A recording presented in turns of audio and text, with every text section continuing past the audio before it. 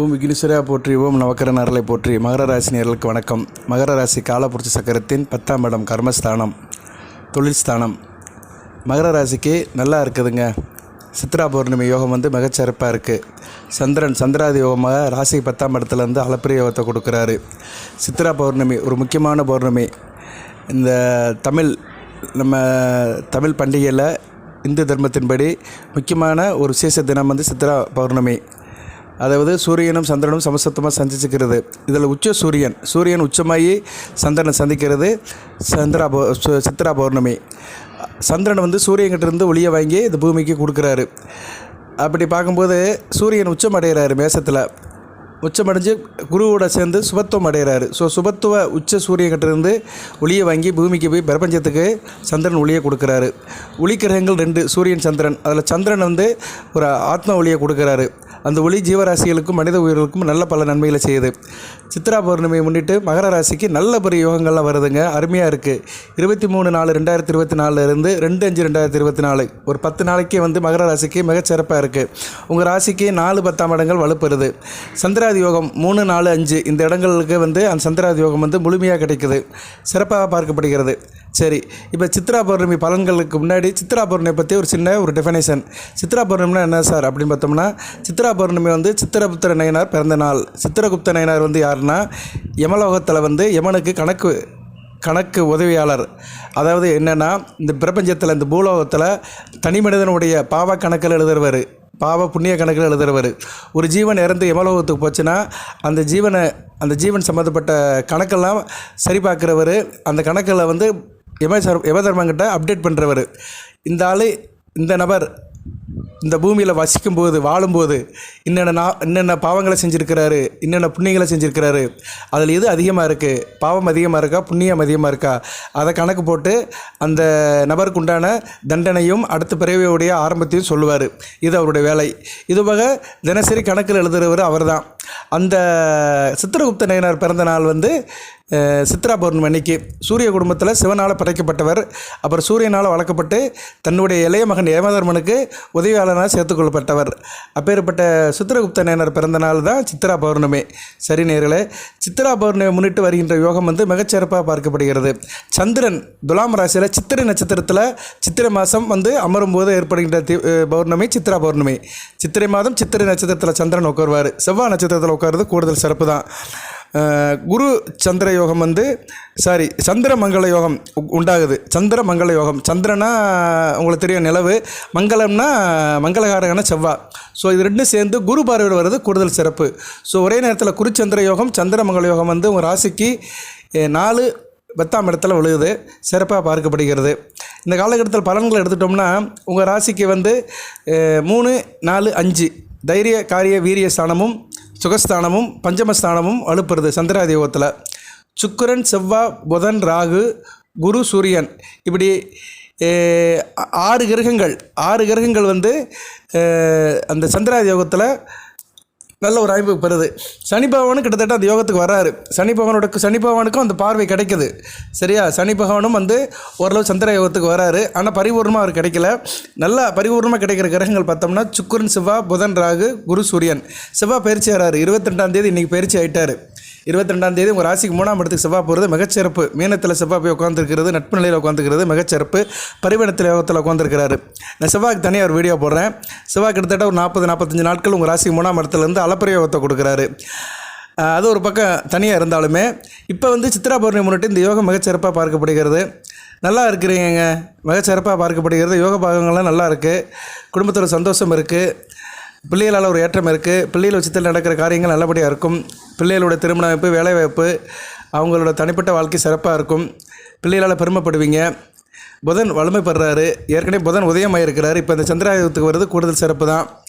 புதன் 6, 9 குடைவன். உத்தியோகத்து பூர்வங்கள் நல்லபடியாக இருக்கும். தாப்பன் வழியில் நல்ல ஒரு இணக்கம் இருக்கும். சூரியனும் சம்மந்தப்படுறதுனால தாப்பன் மகர ராசி நேரோட தாப்பன் ரொம்ப முன்னுதாரணமாக இருப்பார். தாப்பனோட கை ஓங்கி இருக்கும். தாப்பனுடைய கொடி பறக்கும். அரசியல்வாதிகள், அரசாங்கத்தில் வேலை பார்க்குறவங்க மிகச்சிறப்பாக பார்க்கப்படுகிறது.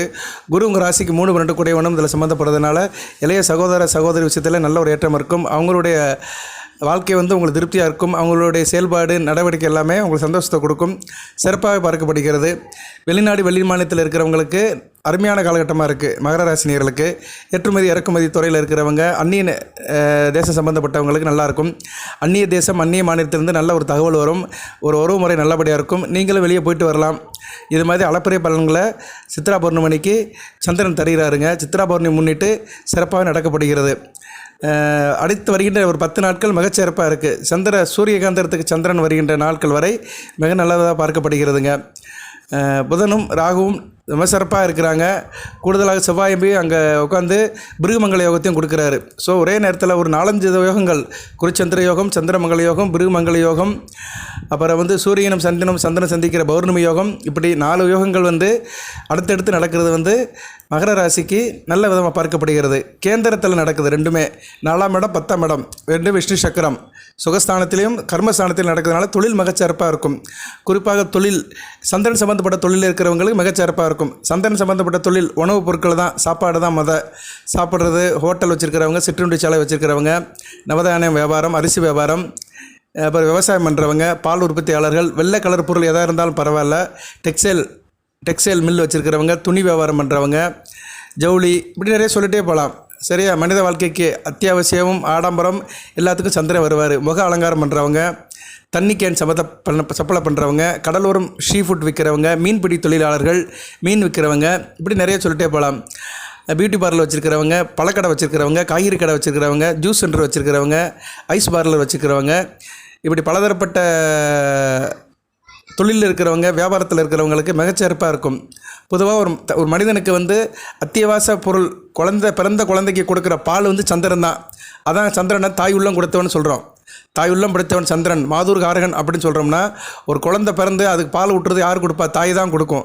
இல்லைனா நம்ம புட்டி பால் கொடுக்கணும். புட்டி பால் வந்து கடையில் வாங்கி கொடுப்போம். ஆவின் பாலையோ வேறு பாலையோ வாங்கி கொடுப்போம். அந்த பாலுக்கு சொந்தக்காரன் சந்திரன் தான். அதான் பால் நிலவு அப்படிங்கிறாங்க. சரியா நேரில் அப்பேற்பட்ட சந்திரன் வந்து உங்கள் ராசி 10ஆம் இடத்துல இருக்கிறனால பால் உற்பத்தியாளர்கள், அந்த பால் சம்மந்தப்பட்ட வேலையில் இருக்கிறவங்க நல்லாயிருக்கும். சரியா நேரில் அடுத்தடுத்து மகர ராசிக்கு மிகச்சிறப்பாகவே பார்க்கப்படுகிறது. இப்போ வந்து சித்ரா பௌர்ணமிக்கு என்ன சார் செய்யணும் அப்படின்னா, எளிமையான வழிபாடை சொல்கிறேன். அது கண்டிப்பாக செய்யுங்க. 23ஆம் தேதி செவ்வாய்க்கிழமை அதிகாலை 3:26க்கே பௌர்ணமி ஆரம்பிச்சிருச்சு. செவ்வாய்க்கிழமை முழுக்க பௌர்ணமி இருக்குது. எந்நேரமும் நீங்கள் வந்து வழிபடலாம். பொதுவாக சித்ரா பௌர்ணமி முன்னிட்டு நிறைய திருவிழாக்கள் நடக்கும். நம்ம தமிழ் பாரம்பரியத்தில், தமிழ் கலாச்சாரத்தில் நிறைய திருவிழாக்கள் நடக்கும். மதுரையில் விசேஷமாக வைகை ஆற்றில் கள்ளழகர் அழகுமலையான், சோலை அழகுமலையான் சுந்தரராஜ பெருமாள் வந்து ஆற்றில் இறங்குறது மிகச்சிறப்பாக பார்க்கப்படுகிறது. வெகு சிறப்பாக நடைபெறும். அதுபோல் ஒவ்வொரு ஊர்லேயும் ஒவ்வொரு திருவிழா நடக்கும். அது அந்த ஊர் சம்மந்தப்பட்டவங்களுக்கு தெரியும். பெரும்பாலும் சித்திரை மாதம் சித்ரா பௌர்ணமியில் நிறைய திருவிழாக்கள் நடக்கும். சித்ரா பௌர்ணமிங்கிறது வந்துங்க ஒரு நல்ல ஒரு ஆத்ம திருத்தமான நாள். ஆத்ம ஒளி வந்து பூமிக்கு முழுமையாக கிடைக்கிற நாள். சந்திரனுடைய ஆத்ம ஒளி முழுமையாக கிடைக்கும். அதனால தான் இரவு நேரத்தில் அந்த பண்டிகைகள் விசேஷங்கள் கொண்டாடப்படுகிறது. கிரிவலம் போகிறதுக்கு நல்ல அருமையான நாள். கிரிவலம் போங்க. திருவண்ணாமலையில் இருக்கிறவங்க திருவண்ணாமலைக்கு போங்க. திருப்பரங்குன்றத்தில் இருக்கிறவங்க திருப்பரங்குன்ற மலையை சுற்றுங்க. இல்லைனா உங்கள் உள்ளூரில் சில மலைகள் இருக்கும். சிவன் மலை, பழனி மலை, இப்படி நிறைய மலைகள்லாம் நம்ம தமிழ்நாட்டில் இருக்குது. அங்கெல்லாம் வந்து பிரசித்தி பெற்ற திருக்கோவில் இருக்குது. கோயிலில் சுவாமியை கும்பிட்டுட்டு மலை சுற்றி வருது வந்து முக்கியமாக கருதப்படுகிறது. சார் எங்கள் ஊரில் மழை இல்லை அப்படி சொல்கிறாங்க, வெளியே திருவிழாவுக்கு போங்க. இல்லைனா குழந்தை குட்டிகளை கூப்பிட்டு எங்கேனாச்சும் அப்படியே சாயந்தர நேரம் ஒரு 8 மணிக்கு போய்ட்டு 9 மணிக்கு வாங்க. அந்த நில ஒளியில் உங்கள் மேனி படணும். சரியா? எங்கேயுமே போக முடியலன்னு சொல்கிறவங்க வீட்டு மொட்டை மாடியில் இருந்துக்கிட்டு சந்திரனை நமஸ்காரம் பண்ணுங்க. சரியா? ஓம் சந்திரபவனே நமக அப்படின்னு சந்திரபவன் நாமங்கள் நிறைய இருக்குது. சந்திரபவனுடைய நாமத்தை சொல்கிறதே வந்து மனதுக்கு சால சிறந்தது. ஓம் சந்திரபவனை போற்றி, மாதர்காரனை போற்றி, மனோகரனை போற்றி, ரோனி நட்சத்திர குறிவனை போற்றி, அசு நட்சத்திர குறிவனை போற்றி, திருவோண நட்சத்திர குறிவனை போற்றி, கடகராசியில் ஆட்சியவனை போற்றி, ரிஷபராசி உச்சமடைவரனை போற்றி, மாதர்காரனை போற்றி, மனோகரனை போற்றி, இந்த சூரியமித்திரனை போற்றி, இந்துவே போற்றி, சோமனை போற்றி, இப்படி வந்து அவருடைய நாமத்தை வந்து சொல்லுங்கள். சரியா? சந்திரபவனை போற்றின்னு ஒரு 18 தடவை 21 தடவை சொல்லுங்கள். வசதி இருக்கிறவங்க 108 தடவை சொல்லுங்கள். மொட்டை மாடியில் உட்காந்து தியானம் கூட பண்ணுங்கள். நல்ல முழு நிலவை பார்க்குறது வந்து மனசாந்தி இருக்கும். மனதில் உள்ள தேவையில்லாத கவலைகள் தீங்கும். மனம் வந்து ஓரளவு இலகுவாகும். நல்ல அமைப்புங்க. பொதுவாக வந்து மனக்கிளேசம் இருக்கிறவங்க, மனதால் வந்து சில மன அழுத்தத்தில் இருக்கிறவங்கலாம் இந்த வளர்பிறை காலங்களில், பௌர்ணமி காலங்களில் வந்து நிலவை பார்த்து கொஞ்சம் அது ஒரு 1/2 hour கொஞ்சம் வானத்தை பார்த்துக்கிட்டு நிலவை பார்த்துக்கிட்டு கொஞ்சம் மைண்டை சேஞ்ச் பண்ணணும்னு வச்சுக்கோங்களேன், நல்லாயிருக்கும். சரியா? இது வந்து அனுபவபூர்வமான உண்மை. இதை நீங்கள் செஞ்சு பாருங்கள். அதனுடைய பலன்கள் வந்து வெகுவாக உங்களுக்கு நல்லது செய்யும். சரியா? மனம் ஒரு கோயில்பாங்க. மனம்தான் சகலமும், தன் மனமே சகலமும் என்பார். அது மாதிரி மனம்தான் சகலமும். அந்த மனதை வந்து நம்ம ஒரு செழுமையாக வச்சுக்கிறதுக்கு சந்திர தரிசனம் வந்து ரொம்ப ஒரு முக்கியமாக இருக்குது நேயர்களே. சரி, இதெல்லாம் இரவில். நாளை காலை அந்த சித்திரகுப்தர் நயனாரை வழிபடணும்னா நமக்கு வந்து சித்திரகுப்தர் நயனாரை வழிபடணும். சித்திரகுப்தர் நயனார் கோயில் கிடையாது, வீட்டில் உருவ வழிபாடும் கிடையாது, ஃபோட்டோ வச்சு கும்பிட முடியாது. சித்திரபுத்திர நயனாரை வழிபடுறதுனால நமக்கு என்ன பலன்கள் அப்படின்னா, நம்ம கர்ம கணக்குகள் கழிக்கப்படுகின்றன. அவர் தான் நம்ம கர்ம கணக்கில் எழுதுவார். கர்மம்னா என்ன? அந்த பிறவியில் செய்கிற பாவ புண்ணியங்கள். இதை வந்து அவர் வந்து தளர்த்துவார். தளர்த்துறதுன்னு என்னென்னா அதை வந்து ரிவைஸ் பண்ணுவார். அவருடைய பிறந்தநாள் அன்றைக்கி அவரை வழங்குறவங்களுக்கு வந்து சில சலுகைகளை காட்டுவார். பொதுவாக ஒரு மனிதன் வந்து தன்னோட பிறந்தநாள் அன்றைக்கி சில சலுகைகள் செய்வார். மன்னராக இருந்தால் மக்களுக்கு பரிசு கொடுப்பாரு, நன்கொடைகள் கொடுப்பாரு, வாரி வழங்குவார். அதுபோல தான் அரசியல்வாதிகள் வந்து கட்சிக்காரங்களுக்கு நல்லா செலவு பண்ணுவாங்க. அதுபோல தான் எந்த தெய்வமே வந்து அவங்களுடைய பிறந்தநாள். இப்போ வைகாசி விசாகம்னா முருகப்பெருமானோட பிறந்தநாள், கோகுலாஷ்டமினா கண்ணனுடைய பிறந்தநாள், ராமநவமினா ராமபெருமானோட பிறந்தநாள். அந்த பிறந்தநாள் அன்றைக்கி அந்த தெய்வத்தை கும்பிட்டோம்னா அந்த தெய்வத்தை வந்து தெய்வத்தினுடைய கருணை கடாட்சியம் வந்து நமக்கு முழுமையாக கிடைக்கும். அதுபடி சித்திரகுப்தருடைய பிறந்தநாள் அன்றைக்கி நம்ம வந்து அவர் வணங்கினோம்னா நம்ம கர்ம கலைகள் கலக்கப்படுகின்றன. பாவ புண்ணியங்களில் சில அட்ஜஸ்ட்மெண்ட் நடக்கும். அது உண்மை. அதனால் அவர் வணங்குங்க, நல்லபடியாக இருக்கும். அவர் வணங்க முடியாதவங்க சிவபெருமானை வணங்குங்க. சரியா? சிவபெருமானை வணங்குங்க. சிவபெருமான பூஜை அறையில் சிவபெருமானுக்கு வந்து பூக்களால் அர்ச்சனை பண்ணுங்க. வில்வாமலை பூக்கள், பலதரப்பட்ட வாசனை பூக்களால் சிவபெருமானை அலங்காரம் பண்ணி அவர் நமஸ்காரத்தை சொல்லுங்கள். படையல் வைங்க, நைவேத்தியம் பண்ணுங்க. வீட்டில் லிங்கம் இருந்துச்சுன்னா ஸ்படிக லிங்கமோ மற்ற லிங்கம் இருந்தாலுமே, மற்ற உலோகத்தால் செஞ்ச லிங்கம் இருந்தாலுமே அந்த லிங்கத்துக்கு அபிஷேகம் பண்ணுங்க. தயிர் அபிஷேகம், சந்தன அபிஷேகம், தேன் அபிஷேகம், பால் அபிஷேகம் இதெல்லாம் பண்ணுங்க. பண்ணி மஞ்சள் அபிஷேகம் கூட பண்ணலாம். லிங்கத்துக்கு அபிஷேகம் பண்ணி லிங்கத்துக்கு வந்து பூஜை பண்ணுங்க. படையல் வைங்க. பால், கற்கண்டு, ஏதோ சிம்பிளாக பாயாசம், உங்கள் வீட்டில் செய்த பதார்த்தம் ஏதோ ஃப்ரெஷ்ஷாக செஞ்சீங்கன்னா அந்த பதார்த்தத்தை வச்சு கூட நீங்கள் நைவேத்தியம் பண்ணலாம். நைவேத்தியம் பண்ணிங்கன்னா உங்களுக்கு சிறப்பாக நல்ல ஒரு நாளாக பார்க்கப்படுகிறது. சித்ரா பௌர்ணமியுடைய பலன்கள் முழுமையாக கிடைக்கும். அந்த இறைவனை வழிபடுறதுனால, சிவபெருமான் வழிபடுறதுனால உங்களுக்கு வந்து காரிய தடைகள் அகலும். காரிய தடைகள்ங்கிறது வந்து ரொம்ப முக்கியம். உங்கள் ஜனன ஜாதகம், தசாபுத்தி, கோச்சார அமைப்புகள் ஒரு பக்கம் இருந்தாலுமே சிலருக்கு வந்து சில காரியங்கள் தடைப்பட்டுக்கிட்டே இருக்கும். அந்த காரியம் அவங்களால முடியாது. அது மாதிரி சில விஷயத்தில் வந்து அவங்களுக்கு வந்து தோல்வி மேல் தோல் காணிட்டே இருப்பாங்க. சில பேருக்கு வந்து திருமண தடை இருந்துக்கிட்டே இருக்கும். சில பேருக்கு புத்திர தடை இருக்கும். இன்னும் சில பேருக்கு வந்து மற்ற விஷயத்தில் சில தடைகள் இருந்துக்கிட்டே இருக்கும். எவ்வளோ தான் சம்பாதிச்சாலும் கடன் பட்டுக்கிட்டே இருப்பாங்க. ஏன்னா தேக ஆரோக்கிய பிரச்சனை இருக்கும். தேக ஆரோக்கியம் இருந்தாலுமே ரொம்ப கஷ்டப்படுவாங்க. சரியாக சாப்பிட முடியாது, இயல்பாக இருக்க முடியாது.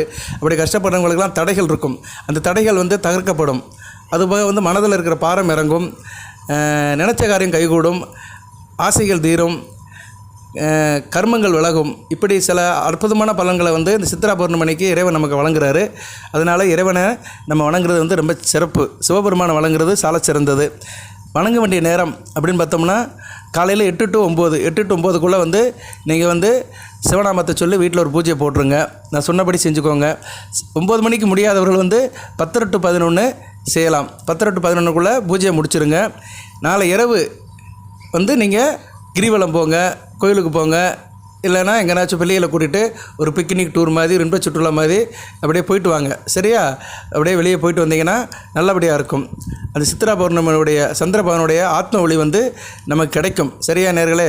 இதெல்லாம் செய்யணும். நம்ம வருஷத்தில் ஒரு நாள் இதெல்லாம் செய்ய நமக்கு வந்து இதெல்லாம் நம்ம அதில் கலந்துக்கிறதுக்கு, இந்த வைபவத்தில் கலந்துக்கிறதுக்கு வந்து நமக்கு வந்து நல்ல அமைப்பை கொடுக்கும். சரியா? மனதுக்கு ஒரு சந்தோஷம், ஒரு குதூகலம், ஒரு இதை கொடுக்கும். ஒரு வைப்ரேஷன் கிடைக்கும். நேர்மறை எண்ணங்கள் கிடைக்கும். சித்திரகுப்த நயனாரை வணங்குறதுனால நமக்கு வந்து எதிர்மறை விளைவுகள், எதிர்மறை சிந்தனைகள் நம்மளை விட்டு போயிடும். எதிர்மறை சக்திகள் நம்மக்கிட்ட இருக்காது. ஒரு நேர்மறை சிந்தனை இருக்கும். நம்ம வாழ்க்கையை வந்து சீராக நேராக நல்லபடியாக போகும் நேர்களே. அதுக்கு வந்து சித்ரா பௌர்ணமி வந்து மிக முக்கியமாக இருக்குது. ரொம்ப முக்கியமாக ஒரு தூண்டுதலாக வழிகாட்டியாக இருக்குது. அதை கண்டிப்பாக கடைப்பிடிங்க. பலன்கள் ஏற்கனவே சொல்லியிருக்கிறேன். பலன்கள் நடக்கும். உங்களுக்கு மிகச்சிறப்பாக தான் இருக்குது. மகர ராசிக்கு பார்த்தோம்னா அடுத்து வருகின்ற காலங்கள் வந்து மிகச்சிறப்பாக தான் இருக்குது. ஏன்னா கிரகங்களும் நல்ல நிலைமையில தான் இருக்குது. பாவ கிரகங்களும் நல்ல நிலைமையில இருக்குது. ராகு செவ்வாய் நல்ல நிலைமையில இருந்தாலும் நல்ல அமைப்பு தான். ராசிநாதனும் குரு பார்வையில் இருக்கிறாரு. செவ்வாயை விட்டு பிரிஞ்சிடுறாரு. அது அருமையான அமைப்பு. இவ்வளோ நாள் செவ்வாய் கூட இருந்த சனி பகவான் தனியாக இருக்கிறதுனால இயல்பாக இருப்பார். 2ஆம் இடத்துல இருந்தாலுமே குருசாரம் பெற்று இயல்பாக இருக்கிறாரு. உங்களுக்கு வந்து உடல்நிலை வந்து வழக்கத்தை விட மிகச்சிறப்பாக இருக்கும். இதனால் நல்ல ஆரோக்கியமாக இருப்பீங்க. நல்லபடியாக ஃபீல் பண்ணுவீங்க. யதார்த்தமாக இருப்பீங்க. இயல்பாக இருப்பீங்க. பழைய பிரச்சனைகள் ஏதாச்சும் ஒரு பிரச்சனையில் நீங்கள் அவதிப்பட்டிருந்தீங்கன்னா இந்த காலகட்டம் வந்து அந்த பிரச்சனையிலேருந்து முற்றிலுமாக வெளியே வந்துடுவீங்க. அது உங்களுக்கு முழுமையாக தெரியும். அதுபோக உங்கள் நண்பர்கள் அல்லது சொந்த பந்தங்கள் சொந்தக்காரங்க வந்து உங்களுக்கு வந்து நல்லா உதவி பண்ணுவாங்க. பொருளாதார உதவி பண்ணுவாங்க. கையில் காசு பணத்தை கொடுத்து உதவுவாங்க. அதனால் நீங்கள் வந்து இந்த பண பிரச்சனையிலேருந்து கொஞ்சம் வெளியே வருவீங்க. பண பிரச்சனைக்கு அவங்க வந்து ஒரு நல்ல ஒரு ஆதரவாக இருப்பாங்க. சப்போர்ட் பண்ணுவாங்க. அது வந்து உங்களுக்கு ஒரு சந்தோஷமாக இருக்கும். அதுபோக சந்திராதி யோகமும் இந்த பௌர்ணமி சந்திரன் யோகமும் வரதுனால உங்களுக்கு வந்து கையில் காசு பணம் சிறப்பாக இருக்கும்.